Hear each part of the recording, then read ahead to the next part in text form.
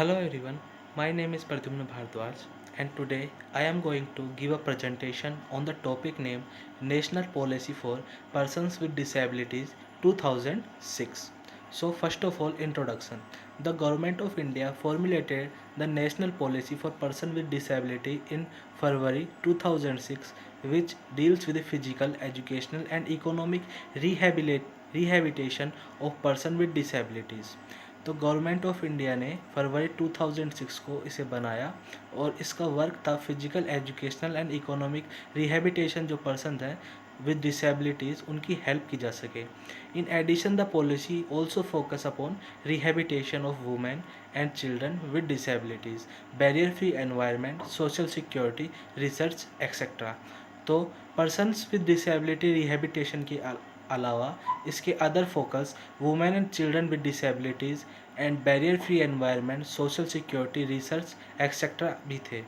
The national policy recognize that person with disabilities are valuable human resources for the country and seeks to create an environment that provide them equal opportunity, protection of their rights and full participation in society.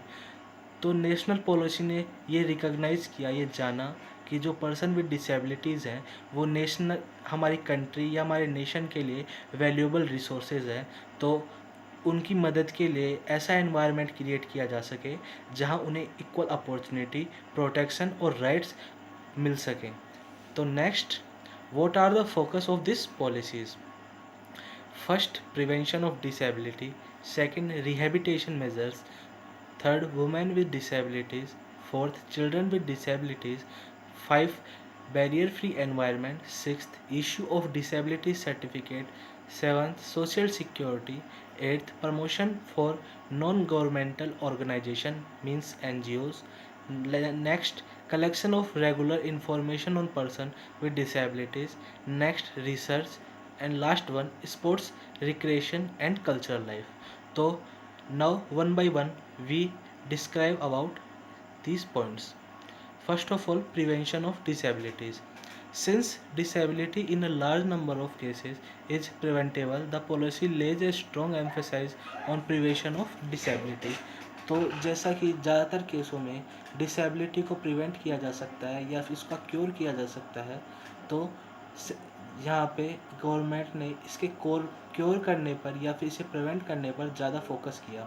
It calls for program for prevention of disease which result in disability and certain of awareness regarding measures to be taken for prevention of disabilities during the period of pregnancy and thereafter to be intensified and their coverage expanded.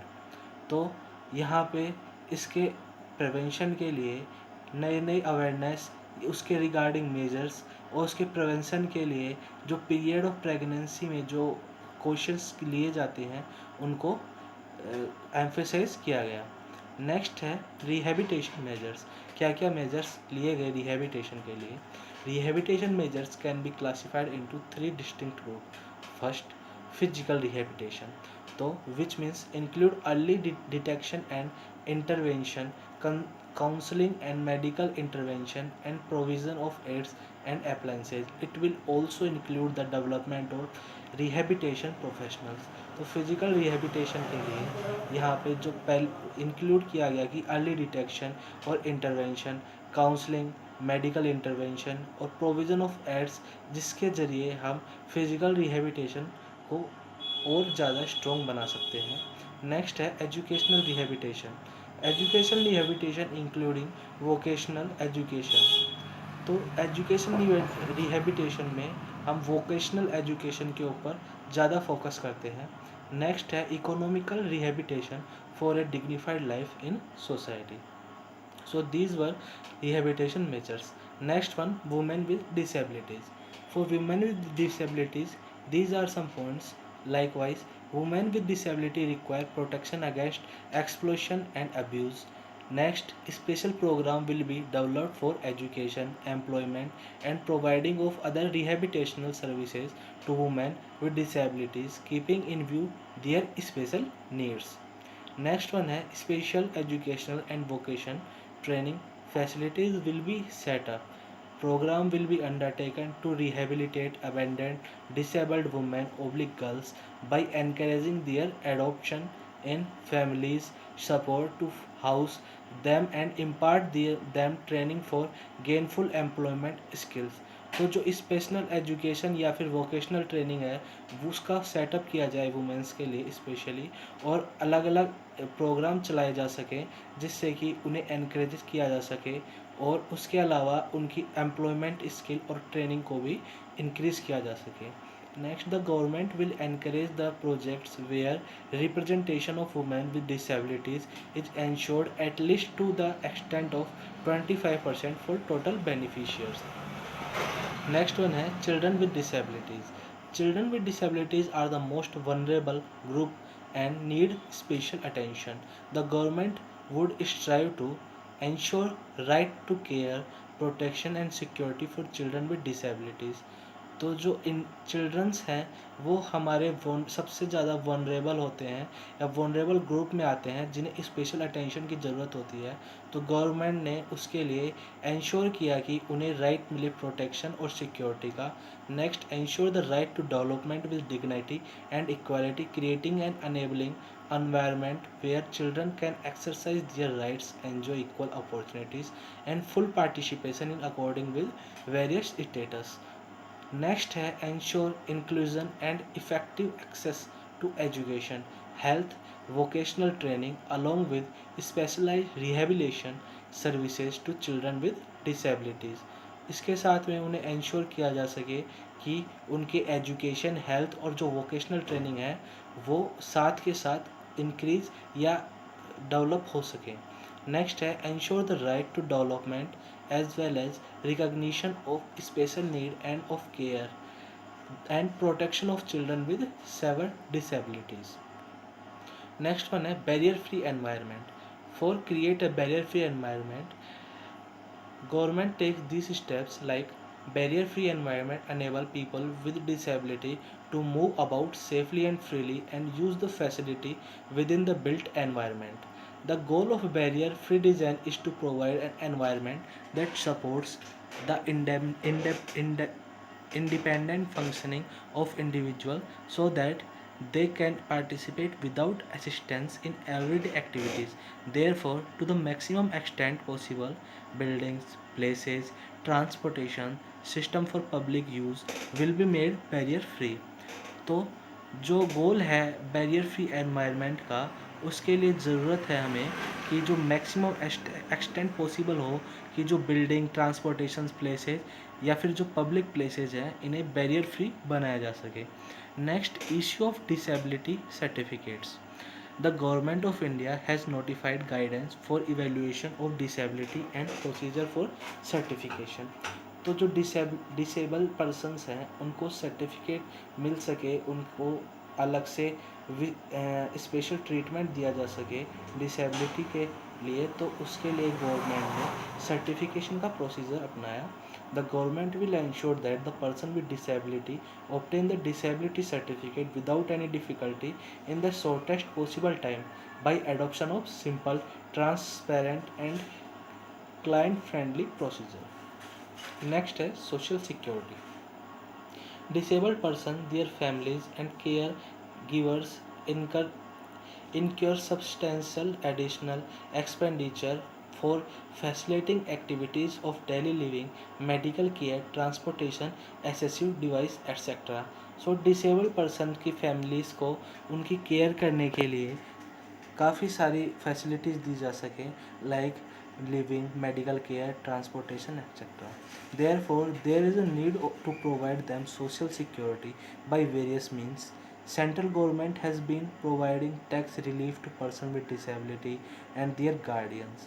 The state government oblique UT administration have been providing unemployment allowances or disability pensions.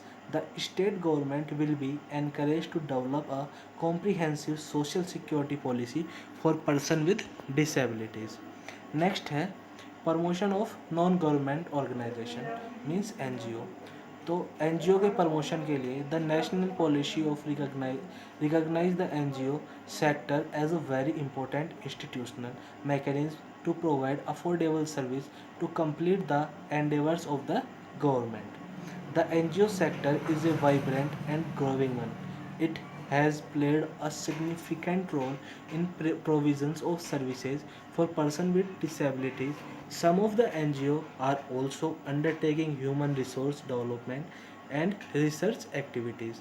So NGOs are very important because they provide many facilities not only for persons with disabilities but also orphans and etc.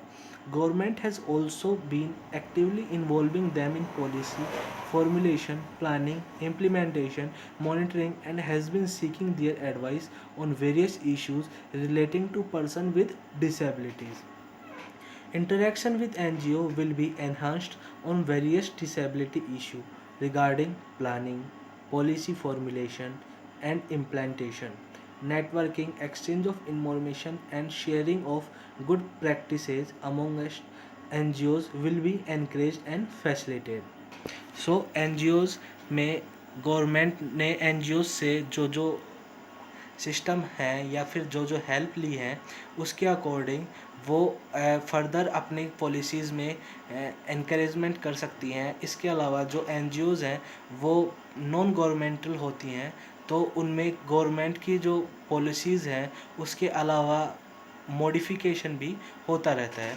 तो इसलिए government actively उनमें उनसे information gather करती है जिससे कि policies को further आगे अपग्रेड किया जा सके। नेक्स्ट है collection of regular information on person with disabilities. There is a need for regular collection, compilation and analyzing of data relating to socio-economic condition of person with disability। तो जो regular collection and compilation और analysing data है disable person के ऊपर वो बहुत ज़्यादा ज़रूरी है ताकि उनको टाइम टाइम पे जो जो उनको अपॉर्चुनिटी है वो प्रोवाइड की जा सके। The national sample survey organization has been collecting information on socio economic conditions of person with disability on regular basis once in 10 years since 1981। सो 1981 से पर 10 ईयर सोशियो इकोनॉमिक कंडीशन के ऊपर जो डेटा है वो कलेक्ट किया जाता है इस नेशनल सैम्पल सर्वे ऑर्गेनाइजेशन के द्वारा।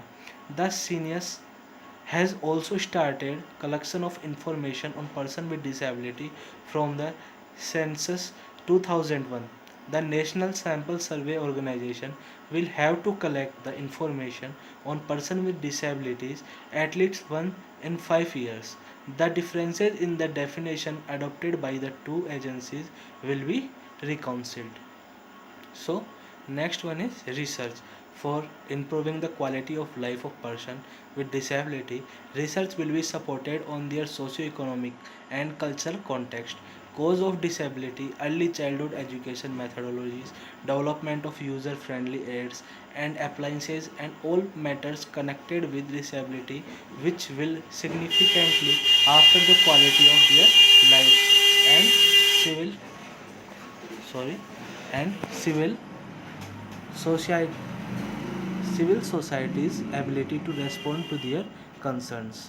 तो जो जो इम्प्रूव किया जा सकता है डिसेबल पर्सन के लिए उसके लिए रिसर्च बहुत ज़्यादा ज़रूरी होती है, क्योंकि इससे हमें उसके कोज़ का पता चलता है कि उसमें क्या डिसेबिलिटी है, उसे कैसे क्योर किया जा सकता है और कैसे हम एक यूज़र फ्रेंडली एनवायरनमेंट क्रिएट कर सकते हैं। नेक्स्ट है whenever person with disability are subjected to research intervention, their or their family member or caregiver is constant in mandatory। Next है sport recreational and cultural life. The contribution of sports for its therapeutic and community spirit is unbelievable। Persons with have rights to access sports, recreation and cultural facilities. The government will take necessary steps to provide them opportunity for participation in various sports, recreation and cultural activities। तो जो sports recreation और cultural activity हैं उनसे person with disability जो person disable हैं उनको आगे improve करने का या फिर उन्हें अच्छी लाइफ प्रोवाइड की जा सकती है। Next conclusion, the national policy recognize that person with disability are valuable human resources for the country and seek to create an environment that provide them equal opportunity, protection of their rights and full participation in India। तो national policy ने ये recognise किया कि जो person with disability हैं वो सब country के लिए एक वैल्यूबल रिसोर्सेज है, क्योंकि every person give a effort for countries development. So therefore उनको ऐसा एनवायरनमेंट प्रोवाइड किया जा सके जिससे कि उन्हें इक्वल अपॉर्चुनिटी मिल सके उनकी ग्रोथ के लिए, और उन्हें प्रोटेक्शन मिल सके उनके राइट्स के लिए, एंड उनका पार्टिसिपेशन हो सोसाइटी के अपलिफ्टमेंट के लिए। So, thank you so much for listening.